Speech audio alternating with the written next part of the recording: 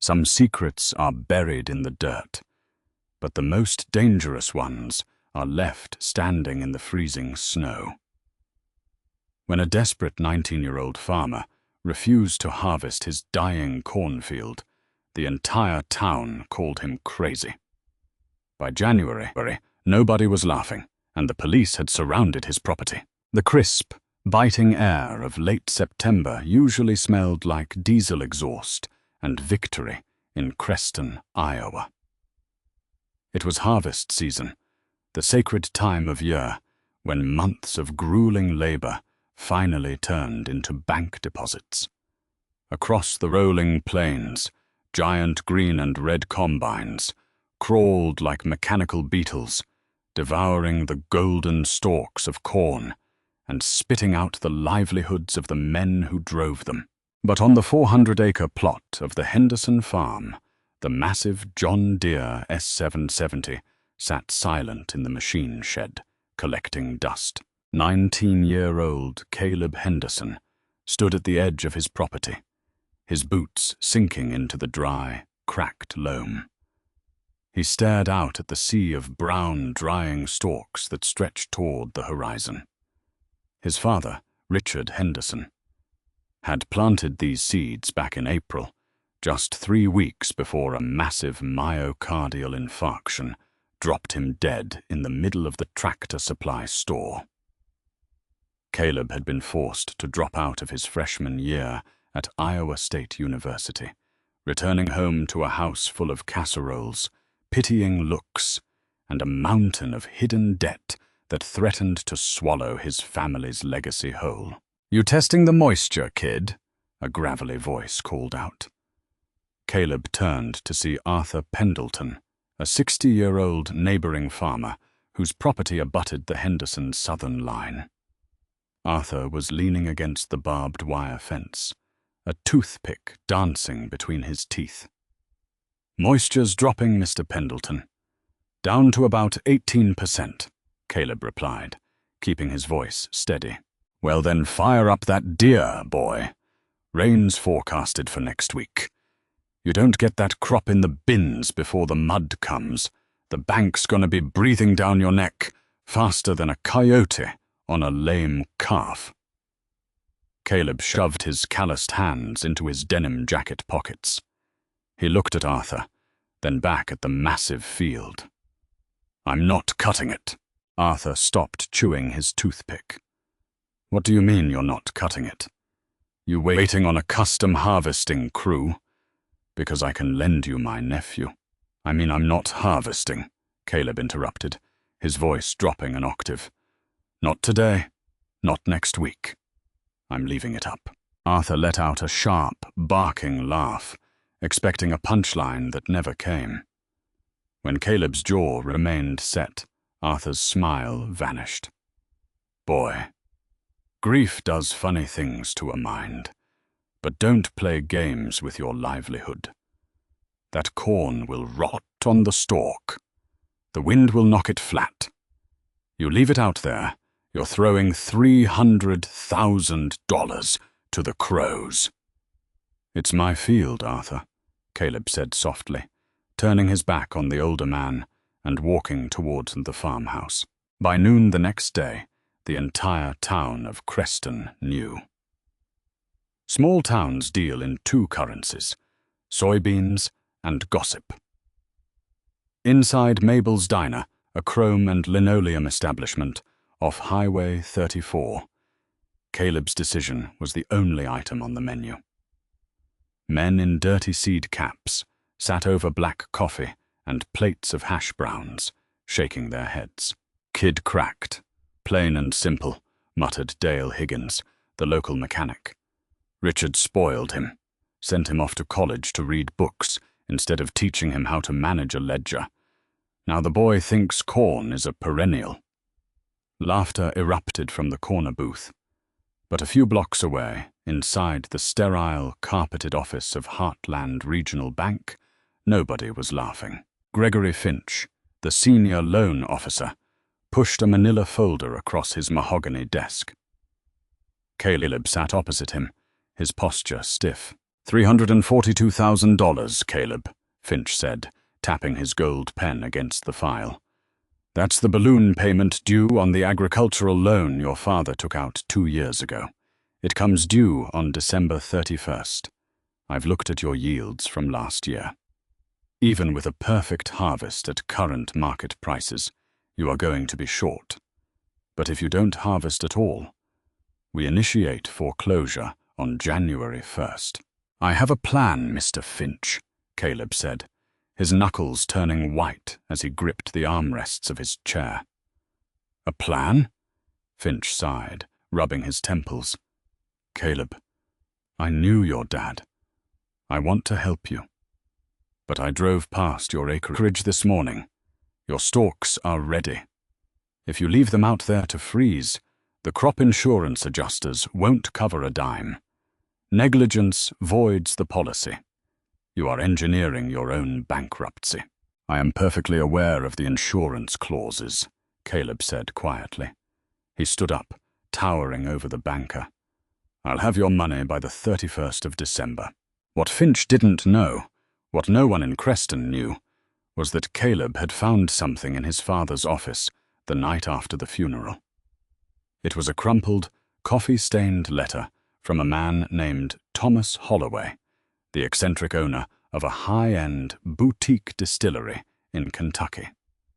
The letter detailed a desperate search for a specific, ancient mutation of flint corn, one that had completely vanished from commercial agriculture. Caleb's father had secretly planted a 400-acre test plot of this forgotten heirloom seed, risking the entire farm on a wild gamble. But the catch was insane. According to Holloway's letter, the corn couldn't be harvested in the fall to achieve the specific complex sugars required for this ultra-premium, 20-year-aged winter bourbon. The ears had to remain on the stalk, endure at least 3 hard freezes, and be harvested dead in the middle of winter. It was the agricultural equivalent of making ice wine. If Caleb pulled it off, Holloway was offering 10 times the market rate per bushel. It was enough to pay off the bank, save the farm, and set Caleb up for life. But if a strong windstorm blew the brittle stalks down, or if the winter mold set in, Caleb would lose everything. He was walking a tightrope without a net, and the whole town was hoping he would fall. November arrived like a physical blow. The golden hues of autumn were violently stripped away, replaced by the bleak, grey skeleton of early winter. The temperature in Creston plummeted, and the frost coated the town in a shimmering, icy death. Every other farmer in the county had successfully emptied their fields. The land was stripped bare, ploughed under, and put to bed for the winter. Except for the Henderson farm. Caleb's 400 acres stood like a graveyard of rotting soldiers. The cornstalks had turned a sickly, pale greyish-brown. The leaves were withered and shredded by the harsh autumn winds, rattling against each other with a sound like dry bones clicking together. From the road, it looked like a monument to laziness and financial suicide. People stopped driving by just to look. They started driving by to take pictures. Teenagers parked on the shoulder at night, drinking cheap beer and throwing empty cans into the dying field. The local paper, the Creston Chronicle, even ran a thinly veiled editorial about the tragedy of inherited land falling into incapable, grieving hands. The psychological toll on Caleb was suffocating. He barely slept.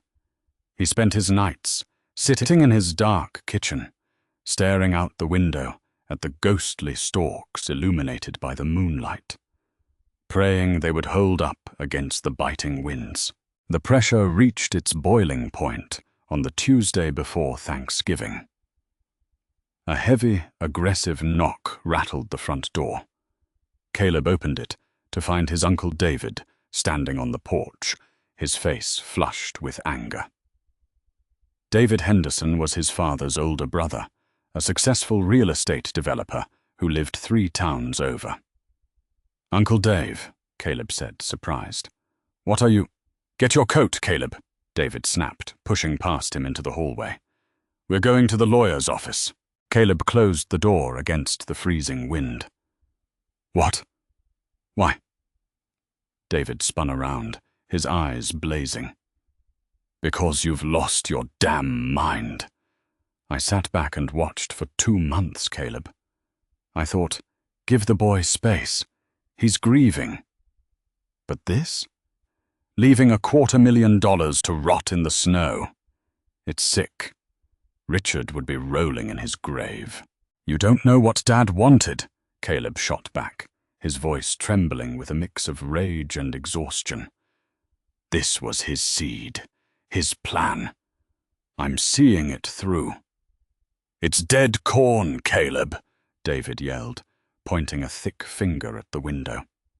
"It's worthless. Finch called me. He told me the bank is preparing the foreclosure paperwork. I am not going to let this family's land get auctioned off to some corporate conglomerate for pennies on the dollar, because my nephew is having a mental breakdown. I have a buyer," Caleb lied through his teeth, protecting the secret of the distillery. "A private contract." "Bullshit," David spat. "Show me the contract." "It's verbal," Caleb stammered. "It's contingent on a winter harvest." David stared at him, his expression shifting from anger to deep, cold pity. "I spoke to Judge Harrison this morning. I'm filing for an emergency conservatorship. I'm having you declared legally incompetent to manage this estate, Caleb. Once I have control, I'm bringing in a crew to salvage whatever the hell is left out there and selling the land to pay off the bank. I'm sorry, kid, but I'm saving you from yourself." David stormed out, slamming the door so hard the framed photographs in the hallway rattled. Caleb collapsed against the wall, his heart pounding in his throat. A conservatorship. If David got a judge to sign off on it, it was over. He had to act fast. He needed proof that the corn was doing what it was supposed to do. That night, the first major blizzard of the season hit. The wind howled like a wounded animal, gusting up to 50 miles an hour. Snow fell in thick, blinding sheets, burying the farm in a matter of hours. Inside the house, the power flickered and died. Caleb sat wrapped in blankets by the fireplace, listening to the terrifying sound of the wind tearing at the roof. Every gust felt like a physical punch. The stalks, he thought in a panic. They're too brittle. The wind is going to snap them all. At 3:00 a.m., unable to bear the suspense, Caleb layered up in thermal gear, grabbed a heavy-duty flashlight, and stepped out into the raging whiteout. The cold was an instant shock, freezing the moisture in his nostrils. The wind pushed against him with the force of a solid wall. He trudged blindly towards the fields, the snow already past his knees. When he finally reached the edge of the crop, his flashlight beam cut through the swirling snow. He gasped. The stalks were encased in thick ice, frozen solid. But instead of snapping them, the heavy layer of ice had formed a protective armor. They were bending under the wind, swaying violently. But they weren't breaking. Trembling, Caleb ripped an ear of corn from the nearest stalk. He had to use his pocket knife to chip away the ice and peel back the frozen, blackened husk. He shined the flashlight on the kernels. They weren't rotten. They were shriveled, yes, looking almost like dark amber raisins. But when Caleb pressed the blade of his knife against one, a thick, sticky syrup oozed out. The starches had completely broken down. The extreme freeze had caused a massive spike in Brix levels. It was pure, concentrated sugar. It was working. Caleb let out a wild, breathless laugh, falling to his knees in the snow. He had them. The ice corn was real. But his triumph was violently cut short. When Caleb fought his way back to the farmhouse, numb and shivering, he noticed headlights cutting through the blizzard down the long dirt driveway. A massive black SUV with county government plates was idling near his porch. Through the blinding snow, a man in a thick parka stepped out of the vehicle. Caleb recognized him immediately. It was Sheriff Miller, accompanied by his Uncle David. "Caleb!" the sheriff shouted over the wind, holding up a thick stack of papers sealed in a plastic envelope. "I'm sorry, son. Judge Harrison signed the emergency order. The property is under the temporary control of David Henderson. You need to pack a bag." Caleb froze, the frozen ear of sugar corn dropping from his trembling, frost-bitten fingers into the deep snow. The real nightmare hadn't been the winter. It was the people he thought he could trust. Sheriff Miller's hand rested awkwardly on his utility belt as he stepped into the farmhouse, snow swirling through the open door behind him. He looked like a man who hated his job. "I'm sorry, Caleb," Miller repeated, his voice barely audible over the roaring blizzard outside. "It's a temporary injunction, a 72-hour hold until a formal psychiatric evaluation can be scheduled. Your uncle filed the affidavit, and Judge Harrison agreed you're an immediate danger to yourself and the estate's assets." Caleb stood paralyzed in the hallway, his wet boots dripping melting snow onto the hardwood floor. He looked at his Uncle David, who refused to meet his eyes, choosing instead to stare intently at the peeling wallpaper near the coat rack. "A psychiatric hold," Caleb whispered, the absurdity of the words choking him. "Because I didn't harvest my corn? That's not crazy, that's farming. You were out in a whiteout at 3 a.m, boy," David finally snapped, stepping forward. "You're delusional. You're talking about secret contracts and magical buyers. Finch at the bank gave me the hard numbers. The foreclosure triggers in 3 weeks. As your conservator, I have a fiduciary duty to liquidate what's left of this property before the bank seizes it entirely." "You can't sell the farm," Caleb said, his voice rising to a shout. "It belongs to my father. It belongs to me." "It belongs to the debt," David countered coldly.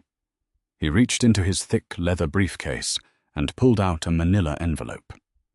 "I've already accepted a preliminary offer from Apex Agricultural Holdings.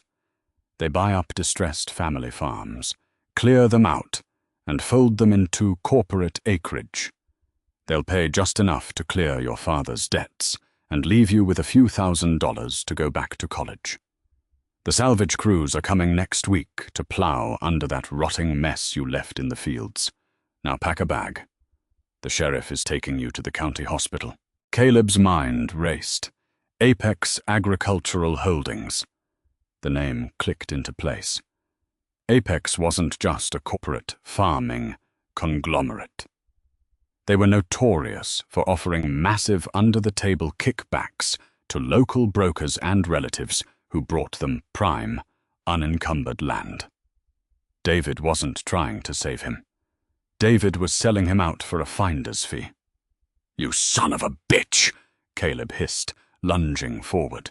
Sheriff Miller was faster. He stepped between them, putting a heavy hand on Caleb's chest. "Don't do it, kid. Don't make me put you in cuffs. Grab some clothes. Let's go." For 3 agonizing days, Caleb was locked in a sterile, fluorescent-lit room at the Creston County Medical Center. He was forced to speak with a court-appointed psychologist, calmly explaining the winter harvest, the high bricks sugar concentration, and Thomas Holloway's Kentucky distillery. He sounded perfectly rational, but without proof, it still sounded like a desperate fantasy. On the afternoon of the third day, the psychologist discharged him. "You're grieving, and you're stressed," Dr. Aris told him, signing the release papers. "But you aren't legally insane.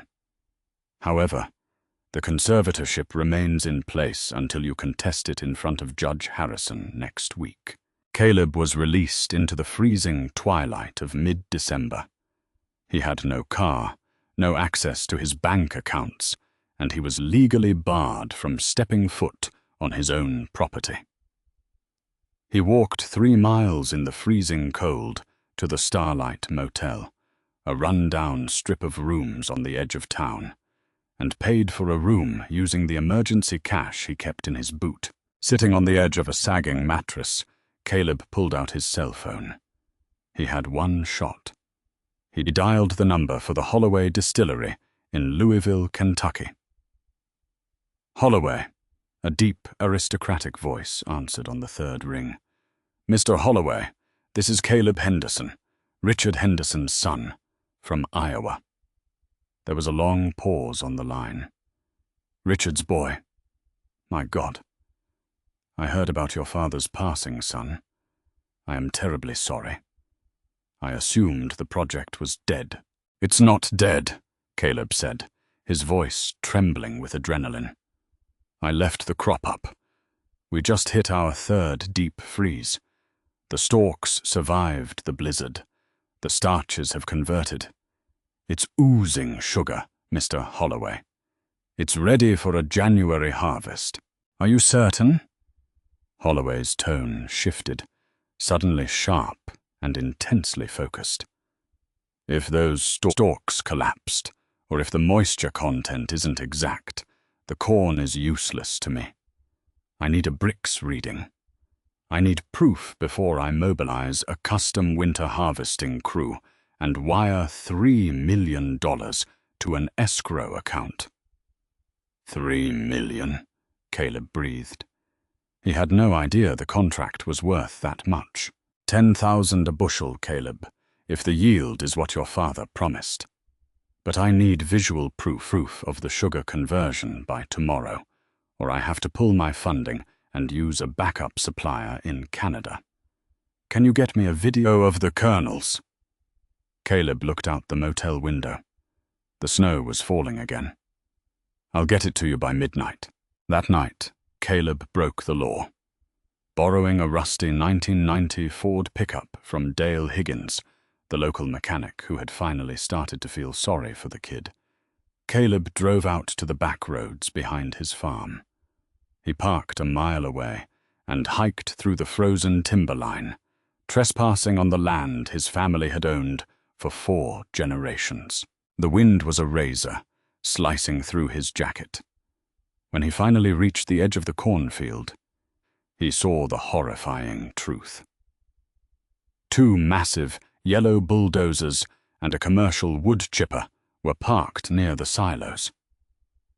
Uncle David wasn't waiting for the court hearing. He was bringing Apex's demolition crew in at first light to destroy the crop. Panic setting in, Caleb waded into the frozen stalks.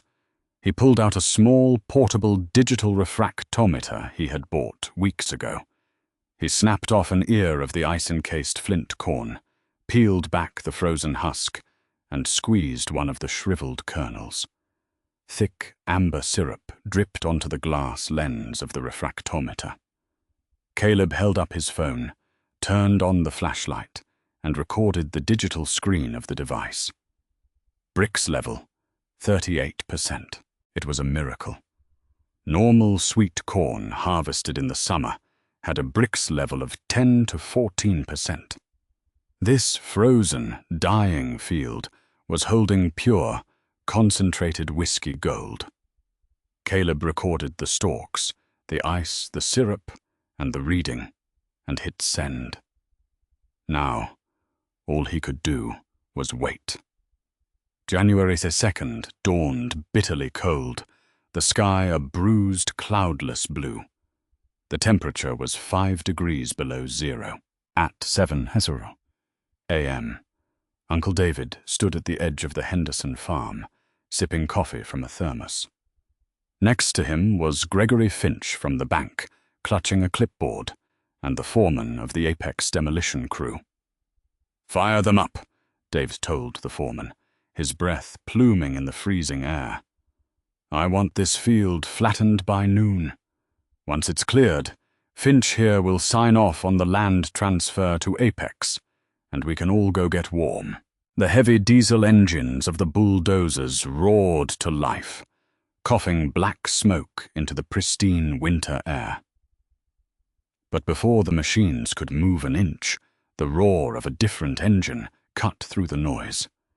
Dale Higgins's rusty Ford pickup came tearing down the dirt driveway, fishtailing in the snow before slamming to a halt horizontally across the access road, completely blocking the bulldozers. Caleb Henderson stepped out of the truck. He looked exhausted, his eyes sunken and dark, but his jaw was set like granite. "Move the truck, Caleb!" David screamed, marching forward. "You are violating a court order. I will have you arrested right here." "You're not touching my field, David," Caleb said, pulling the keys from the ignition and dropping them into the deep snowbank. "Sheriff!" David yelled, turning to Sheriff Miller's cruiser, which was parked near the house to keep the peace. "Arrest him!" Sheriff Miller stepped out, looking grim. "Caleb, you need to step aside. You don't have the legal authority to be here." "Actually, Sheriff, he is the only person with the legal authority to be here." The voice didn't come from Caleb. It came from a sleek, black Lincoln Navigator that had just pulled quietly up the driveway behind Caleb's truck. The doors opened, and an older man stepped out. He wore a heavy cashmere overcoat and a Stetson hat. Beside him was a sharp-looking woman in a tailored winter suit, holding a leather briefcase. "Who the hell are you?" David demanded. "My name is Thomas Holloway," the man said, his southern drawl smooth and commanding. "And this is my lead counsel, Ms. Abernathy. We represent the Holloway Distilling Company." Ms. Abernathy stepped forward, handing a thick stack of papers to Sheriff Miller and another to Gregory Finch. "What you are holding," the lawyer said crisply, "is an emergency federal injunction filed at 6:00 a.m. this morning, nullifying Mr. David Henderson's conservatorship. A conservatorship requires proof of financial mismanagement. As of midnight last night, my client executed a binding agricultural purchase agreement with Caleb Henderson for the crop standing in this field." Finch's eyes widened as he flipped to the second page. $3 million? He choked out. "Correct," Thomas Holloway said, stepping up to the frozen stalks. He reached out and touched one of the icy ears with reverence. "This young man has successfully cultivated the first viable crop of winter freeze flint corn in over a century. He is not mismanaging his assets, gentlemen. He is sitting on the most valuable 400 acres of agricultural land in the state of Iowa." David turned pale, his mouth opening and closing like a landed fish. No, it's rotting. Look at it. It's dead." "It's perfect," Holloway smiled. He turned to the banker. "Mr. Finch, I believe the Henderson estate owes you $342,000. A wire transfer was initiated to your branch an hour ago, clearing that debt in full. The bank no longer has any claim to this land.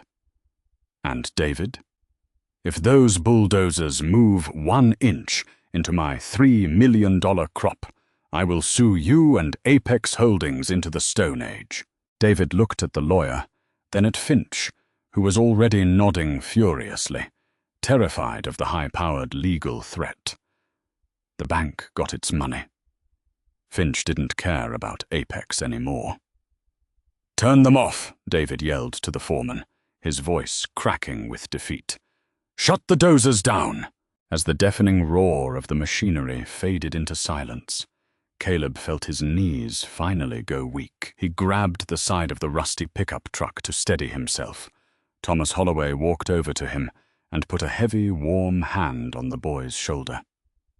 "Your father would be immensely proud of you, Caleb," Holloway said quietly. "You held the line." 2 days later, the real harvest began. It was a spectacle unlike anything Creston had ever seen.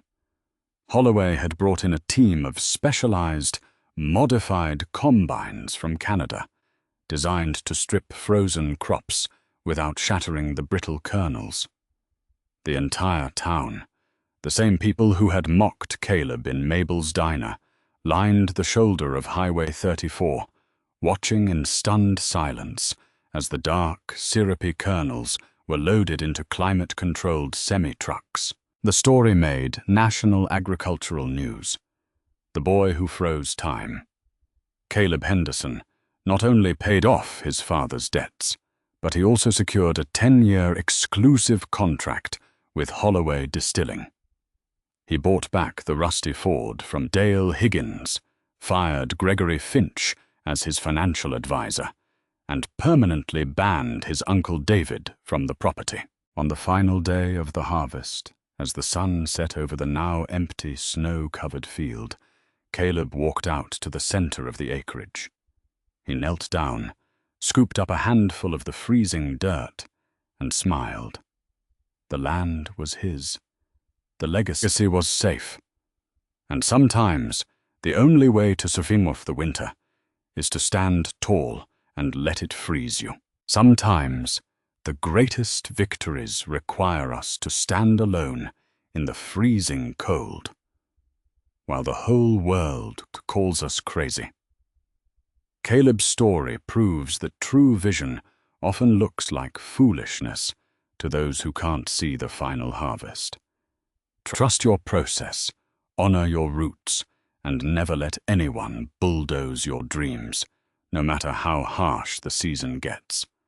If this story inspired you to stand your ground, hit that like button, share this video with someone who needs a reminder to keep fighting, and don't forget to subscribe for more incredible real-life stories.